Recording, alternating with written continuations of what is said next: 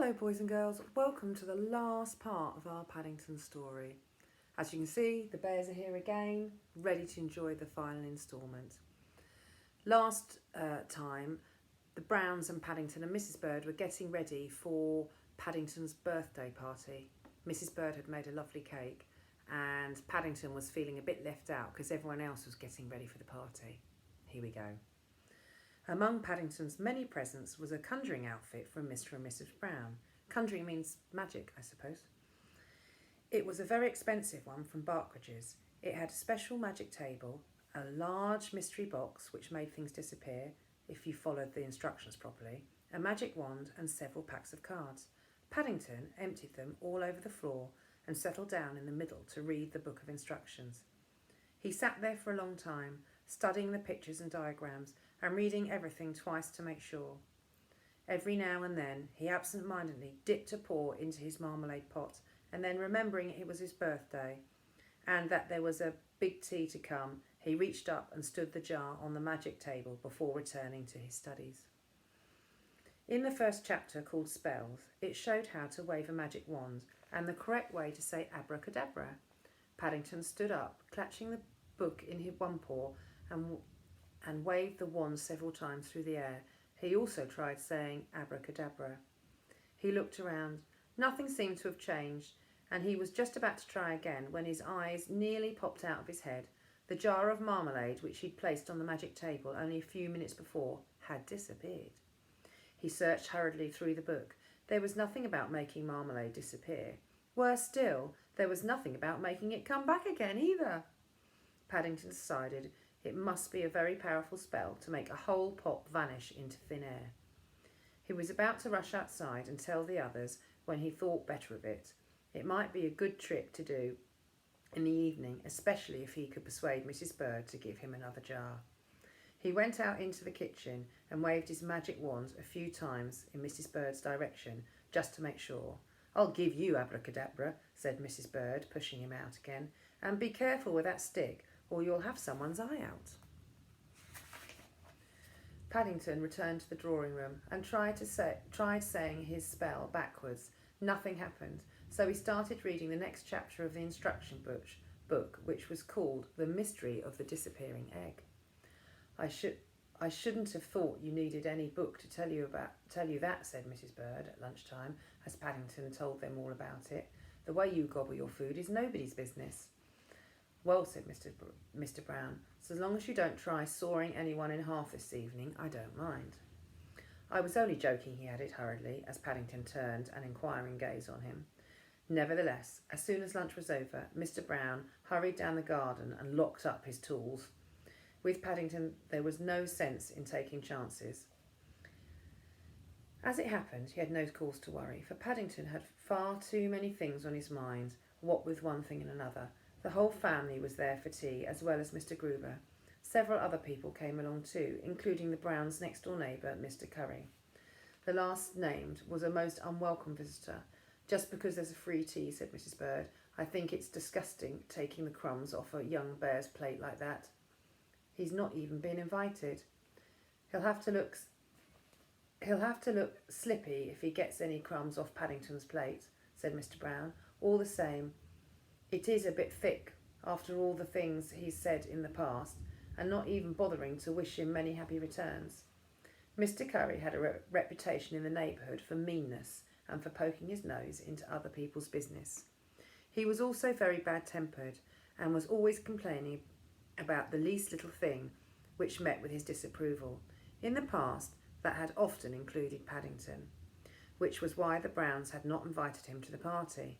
But even Mr. Curry had no cause to complain about the tea. From the huge birthday cake down to the last marmalade sandwich, everyone voted it the best tea they had ever had. Paddington himself was so full he had great difficulty in mustering enough breath to blow out the candle. But at last he managed it, without singeing his whiskers, and everyone, including Mr. Curry, applauded and wished him a happy birthday. "And now," said Mr. Brown, when the noise had died down, "if you'll move your seats back, I think Paddington has a surprise for us."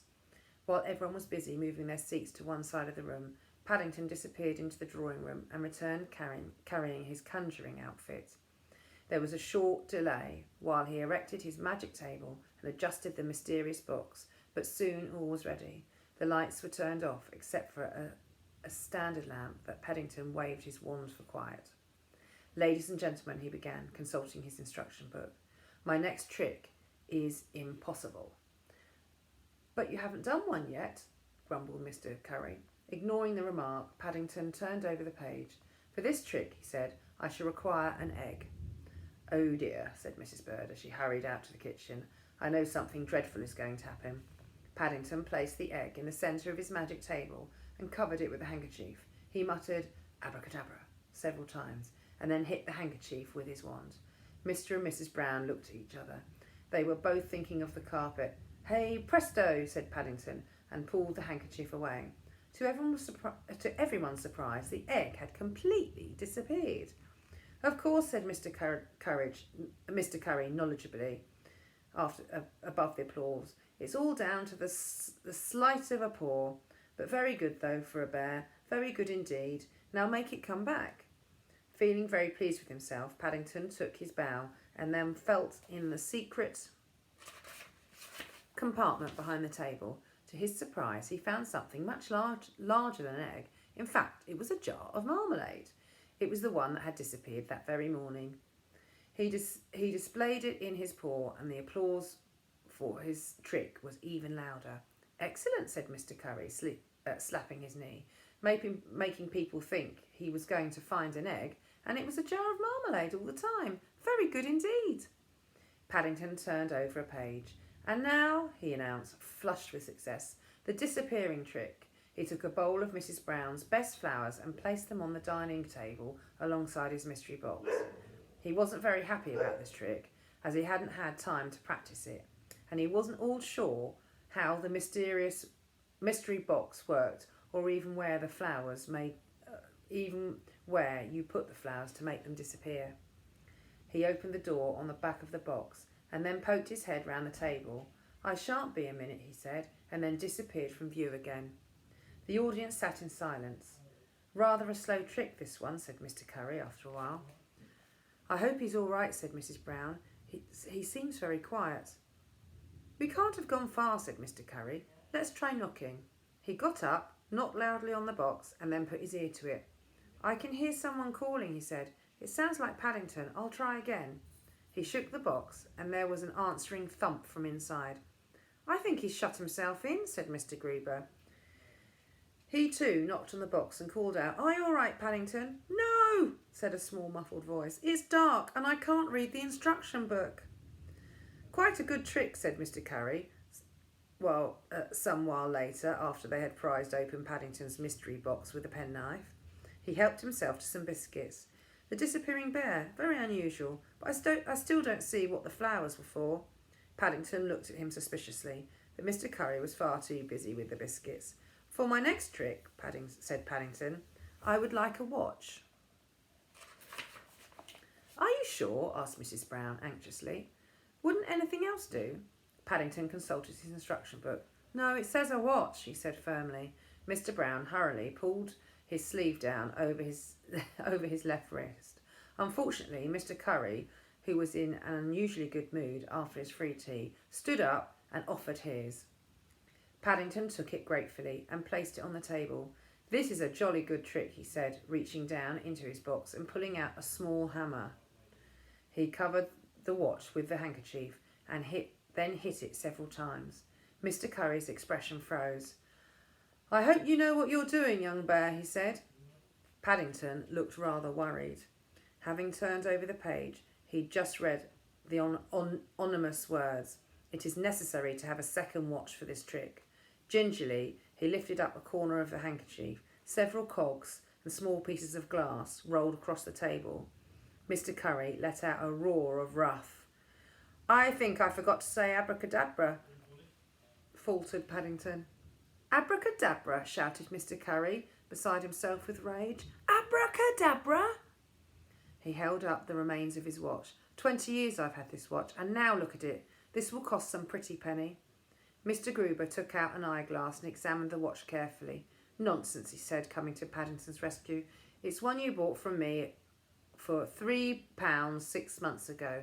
You ought to be ashamed of yourself telling lies in front of a young bear. Rubbish, spluttered Mr. Curry. He sat down heavily on Paddington's chair. Rubbish. I'll give you... His voice trailed away, and a peculiar expression came over his face. I'm sitting on something, he said. Something wet and sticky. Oh dear, said Paddington. I expect it's my disappearing egg. It must have reappeared. Mr. Curry grew purple in the face. I've never been so insulted in my life, he said. Never. He turned at the door and waved an accusing finger at the company. It's the last time I shall ever come to one of your birthday parties. Henry, said Mrs. Brown, as the door closed behind Mr. Curry, you really oughtn't to laugh. Mr. Brown tried hard to keep a straight face. It's no good, he said, bursting out. I can't help it. Did you see his face when all the cogs rolled out? Said Mr. Gruber, his face wet with tears. All the same, said Mr. Brown, when the laughter died down. I think perhaps you ought to try something a little less dangerous next time, Paddington. How about that card trick you were telling me about, Mr. Brown? Asked Mr. Gruber. The one where you tear up a card and make it come out of someone's ear.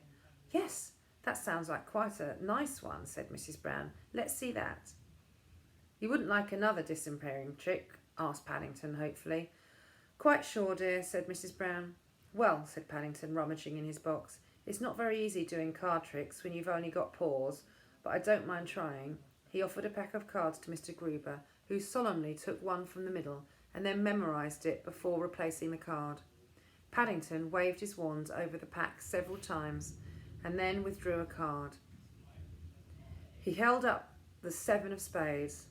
Was this it? He said to Mr. Gruber. Mr. Gruber polished his glasses and stared. You know, he said, I do believe it is. I bet all the cards are the same, whispered Mr. Brown to his wife. Shh, said Mrs. Brown. I thought he did it very well. This is the difficult bit, said Paddington, tearing it up. I'm not sure about this part. He put the pieces under his handkerchief and tapped them several times with the wand. Oh, said Mr. Gruber, rubbing the side of his head. I felt something go pop in my ear just then, something cold and hard. He felt in his ear. Why, I do believe. He held up a shining round object to the audience. It's a sovereign, my birthday present for Paddington.